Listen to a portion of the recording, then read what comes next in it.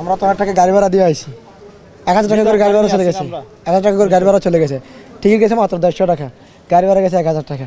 তো এখন যে বৃষ্টি হচ্ছে ম্যাচ তো মাঠে ঘোরানোর কোনো সম্ভাবনা দেখতেছি না। আর আমি আসছি ঠাকুরগাঁ থেকে, গতকালকে আসছিলাম ঢাকায়, আজকে খেলা দেখার জন্য আসছি অনেক কষ্ট করে, কিন্তু বৃষ্টির কারণে এই খেলাটা আর দেখা মনে হয় হচ্ছে না। প্রথম ম্যাচটা বাংলাদেশ যেভাবে জিতেছে সেটা কি প্রত্যাশা বাড়িয়েছে দর্শকদের? অবশ্যই প্রত্যাশা বাড়িয়েছে, আজকেও খেলা হলে ইনশাল্লাহ আমরাই জিততাম, কিন্তু আমাদের ভাগ্য খারাপ। টিকিটের দামও কম বাইরে, সেই হিসেবে ঢুকলাম, এনজয় করে চলে যাব। মাঠে না করা তো ওটা কপাল খারাপ, কিছু তো করার নাই, ভাগ্য হয়তো থাকবে না, কিন্তু তবুও আশা করি যদিও আবহাওয়া যদি একটু সহায় হয় তাহলে অবশ্যই ম্যাচ মাঠে করাতে পারে।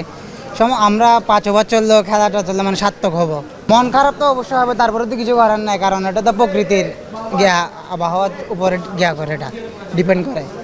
তারপরে আশাবাদী যদি খেলা হয় বাংলাদেশ অবশ্যই জিতবে, এটা নিয়ে আমরা খেলা দেখতে আসছি, কারণ 5 ম্যাচে আসার কথা ছিল, আসতে পারি নাই, সেকেন্ড ম্যাচে আসছি ঝড় বৃষ্টি উপেক্ষা করে। এখন আশাবাদী করি যদি খেলা মাঠে করায় তাহলে অবশ্যই বাংলাদেশ জিতবে এবং সিরিজ জিতবে আশা করি, এটা চট্টগ্রাম মাটিতে, এটাই আশা করি। বাংলাদেশে যে প্রথম ম্যাচ ছিল, তো প্রথম ম্যাচের বাংলাদেশের পারফরমেন্স দেখে মানে খেলার মূল আকর্ষণটা আসে আর কি।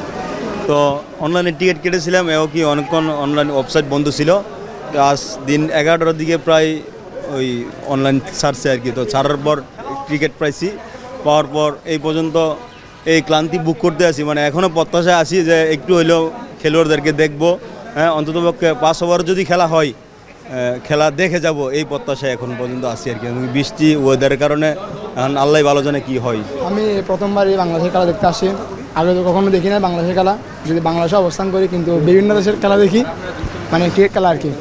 তো আজকে ওয়েদার একটু মানে অনেক কি সুইং করতেছে, হয়তো বৃষ্টির জন্য খেলা পরিত্যক্ত হতে পারে, কিন্তু আমরা আশা নিয়ে আসছি খেলা দেখবা। বাংলাদেশের আমাদের অনেক প্লেয়ার আছে, সাইফ হাসান, বিভিন্ন ধরনের প্লেয়ার, আমরা ওদের মানে কি খেলাটা আমরা একটু সরাসরি দেখতে চাই। ওই কারণেই এত বৃষ্টির মধ্যে আমরা আসছি প্রায় অনেক দূর থেকে, আপনার বোয়ালখালী থেকে।